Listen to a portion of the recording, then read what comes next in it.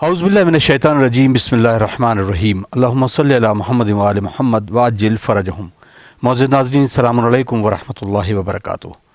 ماہ محرم کا آغاز، اور اس مہینے میں جہاں ہم آبا عبداللہ الحسین کو یاد کرتے ہیں، وہیں محرم کا چاند نکلتے ہی ہمارے دلوں کی دھڑکن صرف ایک ہی نعرہ لگاتی ہے، لبیک یا حسین، لبیک یا حسین۔ ناظرین اکرام، آج ہم گفتگو کریں گے کربلا کے بارے میں، کربلا شناسی۔ اس پروگرام کے ہدف یہ ہوگا کہ ہم کوشش کریں گے کہ امام مظلوم کربلا نے جو اقدام کیے ہیں اس کو کیسے درک کیا جائے اور کیسے پیغام حسینیت عام کی جائے۔ یہ ہمارا مقصد ہر سال ہوتا ہے، لیکن شاید کبھی کبھی ہوتا یہ ہے کہ ہم اپنے اس پورے مشن کو کسی دوسرے رخ لے جاتے ہیں، اور کبھی کبھی کچھ لوگ ایسے ہوتے ہیں کہ جو بات تو کرتے ہیں اس مشن کو لے کر، لیکن ان کا رخ کسی اور طرف چلا جاتا ہے۔ لیکن آج اس پروگرام کی خاص مقصد کے ساتھ ہم پھر حاضر خدمت ہیں، اور ہمارے ساتھ موجود ہیں حجت الاسلام والمسلمین علی جناب مولانا مصطفیٰ علی خان ادیب الہندی صاحب قبلہ۔ آئیے ان کا استقبال کرتے ہیں اور اس پروگرام کا آغاز کرتے ہیں۔ السلام علیکم آقا۔ علیکم السلام ورحمۃ اللہ۔ کربلا شناسی جو اس پروگرام کا عنوان ہے، اس پروگرام سے سب سے پہلا جو ایک سوال ابھرتا ہے کہ ہم کربلا کو کیسے پہچانیں؟ اعوذ باللہ من الشیطان الرجیم، بسم اللہ الرحمن الرحیم، الحمد للہ رب العالمین، وصلی اللہ علی سیدنا محمد وعلیہ الطیبین الطاہرین۔ السلام علیک یا ابا عبداللہ، السلام علیک یا ابن رسول اللہ، السلام علیک یا ابن امیر المؤمنین، السلام علی الحسین وعلی علی ابن الحسین وعلی اولاد الحسین وعلی اصحاب الحسین، السلام علیکم ورحمۃ اللہ وبرکاتہ۔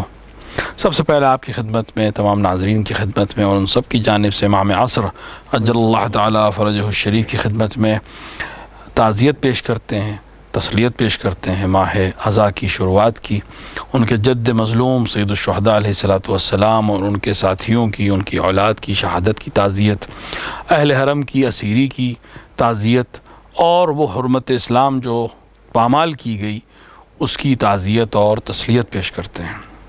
امام حسین علیہ الصلوۃ والسلام کی نہضت، امام حسین علیہ الصلوۃ والسلام کی تحریک، کہ جس کو ہم کربلا کا نام دیں یا عاشورہ کا نام دیں، یہ ایک ایسا واقعہ نہیں ہے کہ تاریخ میں ہوا اور ختم ہو گئی اور بات آگے بڑھ گئی۔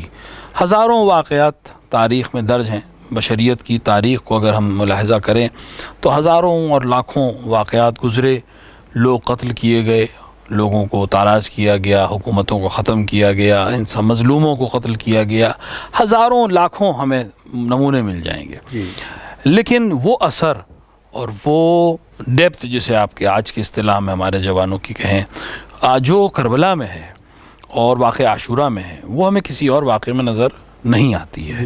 اور امام حسین علیہ الصلوۃ والسلام کی نہضت اور اس کے بعد ائمہ علیہ الصلوۃ والسلام معصومین اور ان کی پیروی کرتے ہوئے علماء نے جس طرح سے تاکید کی واقعہ کربلا کی یاد منانے کی اور اس کو یاد رکھنے کی، اور امام حسین علیہ الصلوۃ والسلام کے مقاصد کو یاد رکھنے کی، اس سے ہمیں سمجھنا چاہیے کہ واقعہ کربلا ایک حادثہ صرف نہیں تھا کہ جو ہو گیا، بلکہ بشریت کو کمال تک پہنچانے کے لیے اور انسانیت کی بقا کے لیے امام حسین علیہ الصلوۃ والسلام نے ایک پوری اسٹریٹجی کے ساتھ ایک عملی اقدام کیا، جس سے وہ اس وقت کے ساتھ ساتھ تمام رہتی دنیا تک کے لیے ایک ایسا عمل کر کے چلے جائیں کہ وہ ہمیشہ ہمیشہ باقی بھی رہے، اور بشریت کو جب بھی کسی رہنمائی کی ضرورت پڑے تو اس کو کسی اور طرف جانے کی ضرورت محسوس نہ ہو، بلکہ کربلا اس کے لیے سب سے بہترین درسگاہ رہے۔ اب کربلا کو ہم کیسے پہچانیں؟ اس کے لیے بہت ضروری ہے کہ دیکھیں، کوئی بھی واقعہ ہو، کوئی بھی چیز ہو، اس کی اصل، اس کی مرکزیت جو ہے وہ کردار ہوتے ہیں جس کی وجہ سے وہ واقعہ رونما ہوتا ہے، جن کی موجودگی میں وہ واقعہ رونما ہوتا ہے۔ اب اگر ہم کربلا کو پہچانے اس عنوان سے کہ جغرافیائی حساب سے دیکھیں تو کربلا عراق کا ایک شہر ہے جہاں یہ جنگ ہوئی، لیکن اس سے زیادہ اس کے اندر کوئی چیز نہیں ہے۔ ٹھیک ہے، ہم معنوی لحاظ سے بہت سی احادیث کربلا کی اہمیت کے سلسلے میں، خاک شفا کی اہمیت میں، لیکن یہ بات کے مراحل ہیں۔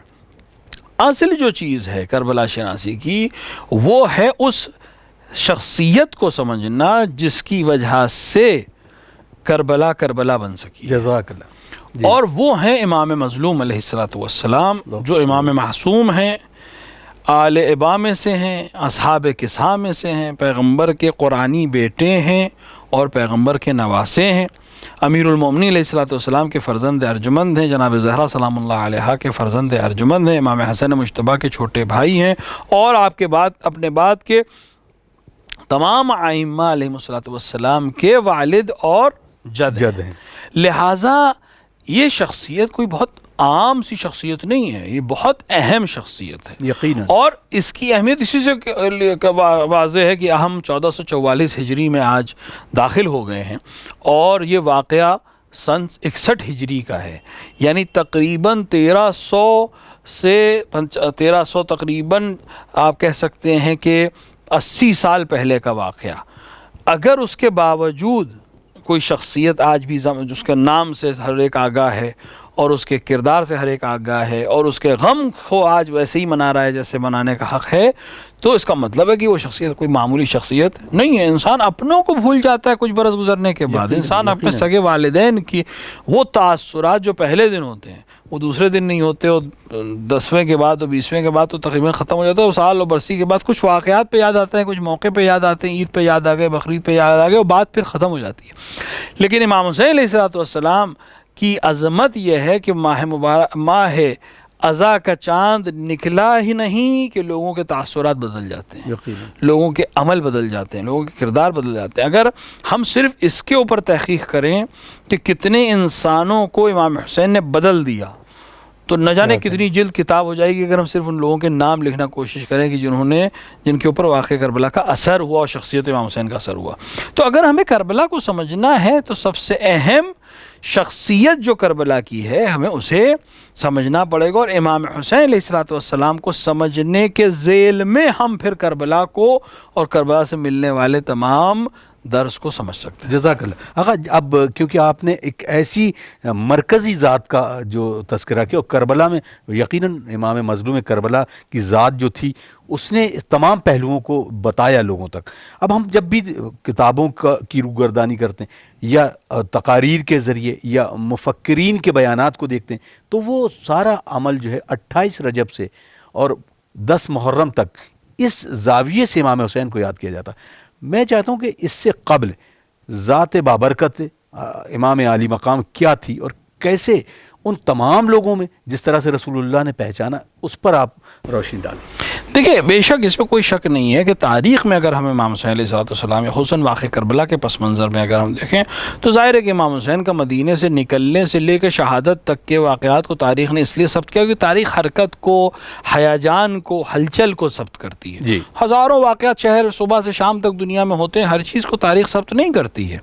لہٰذا تاریخ اہمیت جس کو دیتی ہے یا اپنے لحاظ سے اہمیت سمجھتی ہے اس کو ثبت کرتی ہے. لہٰذا جب 28 رجب جو مشہور ہے تاریخ امام حسین علیہ الصلوۃ والسلام نے مدینہ سے خروج کیا، اس تاریخ سے لے کے پھر اب امام حسین کی ہر چیز آپ کو مل جائے، کہاں رکے، کس سے کیا بات ہوئی، ہر چیز تاریخ نے تقریباً ثبت کی. لیکن اس سے پہلے کی تاریخ ہمارے پاس تقریباً اس طرح سے نہیں ہے جس طرح سے ہونی چاہیے تھی. لیکن امام حسین علیہ الصلوۃ والسلام کی شخصیت کو اگر انسان غور سے کرے تو دیکھیں بات سن 60 ہجری کی 28 رجب کی نہیں ہے، بات اس دن سے شروع ہوتی ہے جس دن سے نور حسین ابن علی کو خدا نے خلق کیا ہے. اگر ہم وہاں تک نہ بھی جائیں اور ہم صرف ظاہر کی بات کریں، دنیاوی بات کریں، تو 3 شعبان سن 4 ہجری سے یہ معاملہ ہمیں دیکھنا پڑے گا.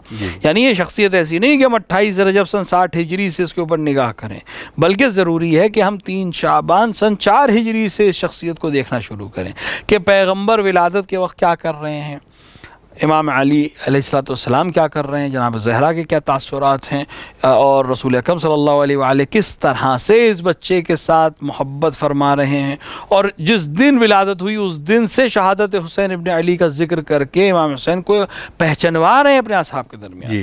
آج آپ دیکھیں دنیا ابھی جیسے محرم کا چاند نکلا نہیں اور عزداری شروع نہیں ہوئی کہ اس سے پہلے سے فتاوے بھی آنا شروع ہو جاتے ہیں اور ہنگامے بھی ہونا شروع ہو جاتے ہیں. ابھی شہادت کو اتنے برس گزر گئے ہیں، شہادت ہو چکی ہے. اب جب کہ پیغمبر اکرم صلی اللہ علیہ وآلہ نے شہادت کے وقوع میں آنے سے پہلے سے گریہ فرمایا اور شہادت کو یاد کیا. تو اگر سنت پیغمبر کی بھی بات کی جائے تو سنت پیغمبر یہ ہے کہ امام حسین علیہ السلام کی شہادت کا ذکر کیا جائے اور اس پہ گریہ کیا جائے. تو یہ تو وہ لوگ جو دعوے دار ہیں سنت پیغمبر کو فالو کرنے والے کو، انہیں اپنے دامن کو جھانکنا چاہیے اور اپنے گریبان میں جھانک کر سمجھنا چاہیے کہ واقعی وہ سنت پیغمبر کے دعوے پر عمل کرنے والے ہیں یا کسی اور کی سنت کو پیغمبر کی سنت بنانے کی کوشش کر رہے ہیں. بہت خوبصورت، کیونکہ میرے ذہن میں ایک سوال آیا ہے، کیونکہ جب بھی محرم کا آغاز ہوتا ہے اور لوگوں کے فتاوے شروع ہوتے ہیں، ایسا کیا عمل ہے کہ وہ اس عزاداری کو، ذکر سید الشہداء حضرت امام حسین علیہ السلام کو روکنا چاہتے ہیں؟ کیا ہدف، کیا مطلب کتابوں سے ہم نہیں دیکھ سکتے لیکن جو عمل ہوتے ہیں انسان کے وہ دوسروں تک منتقل ہوتے ہیں، تو اس سے کیا سبق لیا جائے؟ دیکھیں، امام حسین علیہ السلام کی شہادت سے ہی یہ معاملہ شروع ہو گیا تھا. یعنی جن لوگوں نے امام حسین علیہ السلام کو قتل کیا تھا، انہوں نے اس دن جب قتل کیا تھا تب سے اس بات کی کوشش کی تھی کہ شہادت امام حسین علیہ السلام کو ہم اس طرح سے عملی کریں کہ پھر امام حسین کو کوئی جانے نہیں، کوئی پہچانے نہیں. یہ خارجی کے نام سے علیہ اعظم باللہ بس مشہور کیا جائے، کوئی جانے نہ، کوئی پہچانے نہ، اور بالکل محو کر دیں. اور بالکل اس کے مقابلے میں اور اس کے بالکل برعکس امام حسین علیہ السلام اور جناب زینب سلام اللہ علیہا اور دیگر خواتین جو اہل حرم تھے اور امام زین العابدین علیہ السلام اور تمام ائمہ اس کے بعد ایک پوری نہضت رہی کہ جو اس کے مقابلے امام حسین اور نہضت حسین ابن علی کو زندہ رکھنے کی پوری کوشش کرتی رہی، اور الحمدللہ آج تک وہ کوشش جاری ہے اور امام حسین کا ذکر جاری ہے. تو ایک دو آپ یہ سمجھ سکتے ہیں کہ دو فکریں ہیں جن کا ٹکراؤ مسلسل ہے، یعنی کربلا سے لے کر آج تک وہ ٹکراؤ چل رہا ہے. ٹھیک ہے، کل جسمانی ٹکراؤ تھا، آج جسم نہیں ہے، روحانی ٹکراؤ ہے یا کردار بدل گئے ہیں، لیکن بات وہی ہے کہ ایک فکر وہ ہے جو حسین ابن علی لے کر میدان کربلا میں آئے تھے، اور ایک فکر وہ ہے کہ جو امام حسین کے بالکل مقابلے میں کھڑی ہوئی تھی. اب جو جس فکر کا وارث ہے وہ اپنے اپنے کام کو انجام دے رہا ہے. انہوں نے امام حسین کے جسم کو ختم کرنے کی کوشش کی اور اپنے زوم میں ختم کیا اور قتل کیا اور اسیر کیا. آج جسم تو نہیں ہے لیکن مجالس کا برپا ہونا مقصد امام حسین کو پھر سے زندہ کرے گا. لوگوں کے درمیان وہ بات جو امام حسین علیہ السلام چاہتے تھے دنیا تک پہنچے اس کو بیان کرنے کی کوشش کرے گا. لہٰذا وہی لوگ جو کل امام حسین کو خاموش کرنا چاہتے تھے آج امام حسین کی مجالس کو امام حسین کی عزاداری کے خلاف بولتے ہیں تاکہ وہ مقصد جو امام حسین علیہ السلام کا اس واقعے سے تھا وہ فراموش ہو جائے. اور امام حسین علیہ السلام نے یہ عمل بھی ایک مقصد کے تحت کیا تھا. یہ اس لیے نہیں کیا تھا کہ حکومت مل جائے اور مثال کے طور پر آپ میرے پاس مال و زر آ جائے، نہیں، کوئی ضرورت ہی نہیں تھی. امام حسین نے تو خود فرما دیا کہ میں حکومت کے لیے نہیں، فتنے کے لیے، فساد کے لیے نہیں نکل رہا ہوں، میں اصلاح کے لیے نکل رہا ہوں. اپنے امت کی اصلاح کرنا چاہتا ہوں، اس لیے میں یہ خروج کر رہا ہوں. لہٰذا اب جو اس کے مقابلے میں آیا اس کا مطلب یہ ہے کہ وہ امر بالمعروف نہیں پسند کرتا ہے، وہ نہی عن المنکر پسند نہیں کرتا ہے، وہ اصلاح معاشرہ کا قائل نہیں ہے. لہٰذا امام حسین علیہ السلام کی نہضت کے مقابلے میں لوگوں کا آنا اس بات کا ثبوت ہے کہ امام حسین ایک خاص فکر کے مالک تھے اور اس فکر کو زندگی امام حسین کی عزاداری دے رہی ہے. اس کے مقابلے میں وہ فکر جو بنی امیہ کی فکر، بنی عباس کی فکر ہے، جو امام حسین اور ائمہ علیہ السلام کے قتل کی سازش کر کے ان کو چھپانا چاہتے تھے یا ختم کرنا چاہتے تھے یا محو کرنا چاہتے تھے، ادھر سے بھی ایک فکر پوری چلتی چلی آ رہی. کل وہ جسموں پہ حملہ کر رہے تھے، آج وہ تحریک پہ حملہ کرتے ہیں، عزاداری پہ حملہ کرتے ہیں. جزاک اللہ. ناظرین، آپ دیکھ رہے ہیں پروگرام، یہ خاص پروگرام، اور اس پروگرام کے ذریعے ہم جہاں مقصد حسینی اور امام حسین علی مقام کے ان تمام فرمودات اور ان کے بیانات آپ حضرات کے سامنے پیش کرنے کی سعادت حاصل کرتے رہیں گے، اور کچھ سوالات بھی ہوں گے. اہم سوالات اس طریقے سے کہ عزاداری کے سلسلے میں بہت سارے سوالات ہمارے نوجوانوں کے ہوتے ہیں کہ کیا کیا جائے یا کیا نہ کیا جائے، لیکن اگلے ایپیسوڈ میں ہم اسی مدعے پر پھر آئیں گے، اسی سوال پر کہ امام مظلوم کربلا کا جو مرکزی کردار تھا کربلا میں، اس کو کس طریقے سے نمایاں کیا جائے. ہمیں دیجیے اجازت، انشاءاللہ اگلے ایپیسوڈ میں پھر ملاقات ہوتی ہے. والسلام علیکم ورحمۃ اللہ وبرکاتہ.